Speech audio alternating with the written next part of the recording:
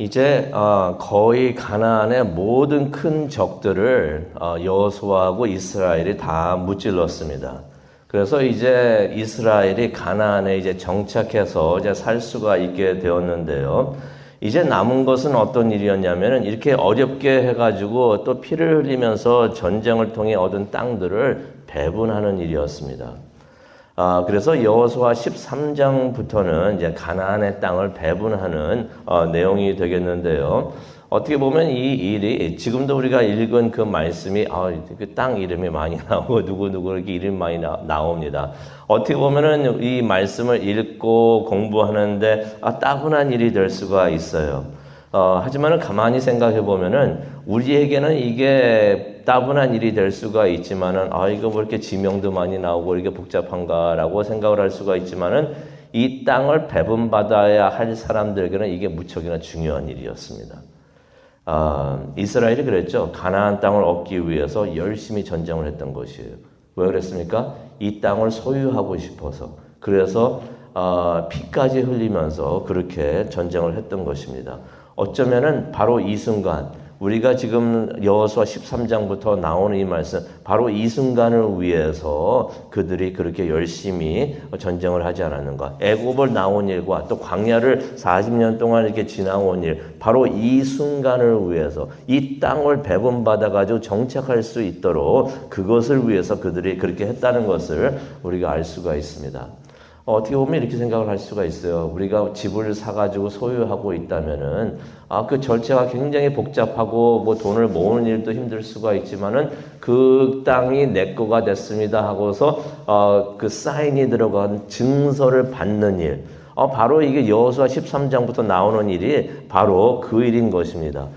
그 땅을 소유하고 이제부터 이게 당신의 땅입니다. 당신의 집입니다 하는 증서를 받는 일이 바로 이 일이 되는 것입니다. 그래서 이 일이 우리에게는 좀 따분한 챕터이 될 수가 있지만은 이스라엘 사람들한테는 이것이 무척이나 중요한 일이었다는 것입니다.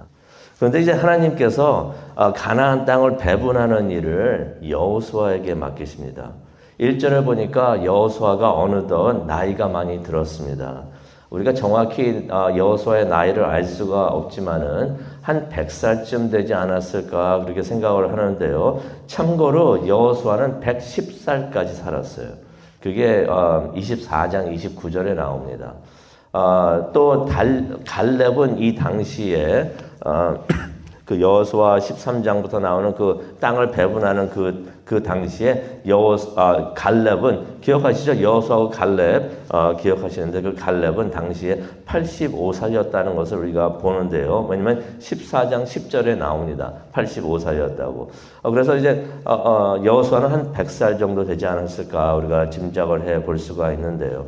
하지만 이제 여호수아가 나이가 많이 들어가지고 전쟁에 직접 나가서 이제 싸울 수가 없어요. 100세. 지금도 100세면 힘들죠. 당시에도 그랬던 것입니다. 그래서 하나님께서 여호수아에게 다른 일을 맡기시는데요. 어떤 일을 맡기셨냐면은 전쟁에 나가서 싸우는 것이 아니라 땅을 분배하는 일. 또 땅을 분배한 것을 관리하고 집행하는 행정관으로 하나님께서 삼으십니다. 6절을 보면요. 6절 쭉 보게 되면 끝부분에 들어가서 하나님께서 이렇게 말씀하십니다. 너는 여호수아에게 말씀하시는 거죠. 너는 내가 명령한 대로 그 땅을 이스라엘에게 분배하여 유산이 되게 기업이 되게 하라라는 말씀을 하십니다. 그러면서 7절에 보니까 너는 이 땅을 9지파와 므낫세 반지파에게 나누어 기업이 되게 하라. 유업이 되게 하라라고 말씀을 하시는 것입니다. 여호수아에게 그 땅을 가나안 땅을 나누어 주라는 것입니다.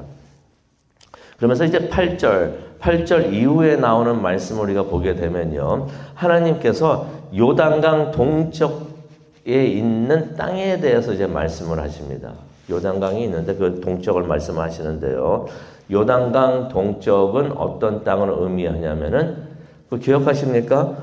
이스라엘이 광야를 막 이렇게 지나가지고 와가지고 가나안을 들어가기 위해서 어느 강을 건넜습니까? 요단강을 건넜잖아요. 요단강 건너자마자 첫 번째 본 성이 여리고성이었고요.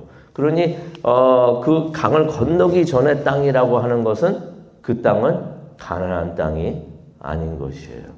지금으로 표현을 한다면은 요르단 정도가 됩니다. 요르단이 있는 그런 땅이 되는데 그 땅을 루벤 지파하고 갓 지파하고 므낫세 반 지파가 차지하게 하나님께서 하십니다. 이게 왜 이렇게 됐냐면요. 우리가 8절에도 나오지만은 어떤 일이 있었냐면은 이게 가나안 땅을 쭉 해서 오고 그랬을 때 루벤 지파하고 갓 지파하고 므낫세 반 지파가 그 땅을 달라고 그랬어요.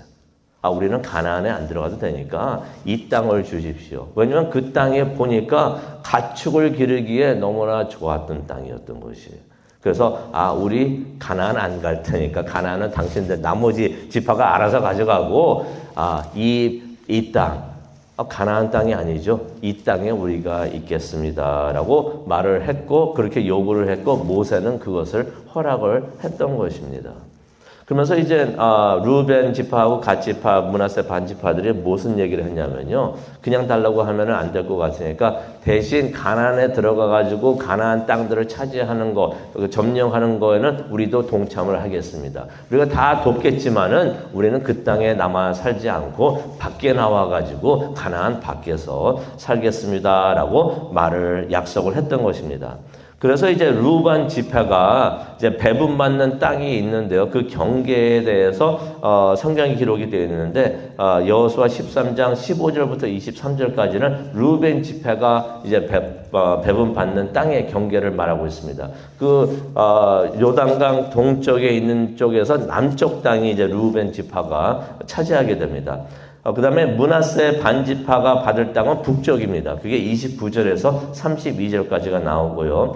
그 다음에 갓 지파가 이제 배분받는 땅이 나오는데 그게 이제 중간 지점이 됩니다. 그러니까 루벤 지파하고 므낫세 반지파 그 사이를 갓 지파가 배분받아 가지고 있게 되는 것이에요. 그런데 이제 14절에 가게 되니까 이런 말씀이 있습니다. 레위 지파에게는 유산을 땅을 주지 않는다라는 말씀이 있습니다. 이유가 왜 그렇습니까? 14절에도 나오죠. 여호와께 드리는 화제물이 그들의 유산이다. 레위 지파는 어떤 지파입니까? 그렇죠? 성전에서 하나님의 성전에서 하나님을 섬기는 사람들을 말하고 있는 것이에요. 그들에게는 땅을 주지 않는다라고 말씀을 하시면서 모든 백성들이 성전에 나와가지고 하나님께 바치는 화제물이 있는데 제물이 있는데 그것을 그들에게 주노라라고서 하나님께서 말씀을 하시는 것입니다.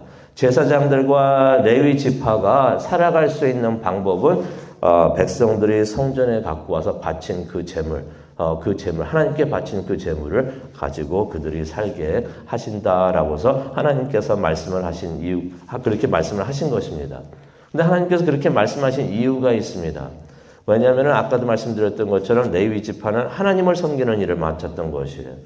그 일이 무척이나 중요하기 때문에 그 일에 집중하라라고 하나님께서 말씀을 해 주시는 것입니다. 땅을 받으면은 그 땅을 가꿔야 되잖아요. 이 땅을 어떻게 잘 이렇게 갖고 가지고 거기서 또 열매를 얻고 막 하다 보면은 거기에 정신 팔리게 돼 있는 것이에요. 그러니 세상의 직업을 갖지 말고 이 말은 어떤 의미가 있냐면 하나님을 섬기는 일에만 집중하라는 하나님의 뜻이 있는 것입니다. 먹고 사는 일로 고민을 하다 보면은 하나님 일에 그 일에 집중하지 못하고 하나님을 섬기는 일에 사역에 차질이 있을 수가 있으니까 그거 먹고 사는 거 걱정하지 말고 이 섬기는 일에만 열심히 해라. 먹고 사는 것은 하나님께 바치는 화제물로 그렇게 한다라고 말씀을 해 주시는 것입니다. 또 이것은 또 어떤 의미가 있냐면요. 땅을 주지 않았으니까 살 곳이 없잖아요.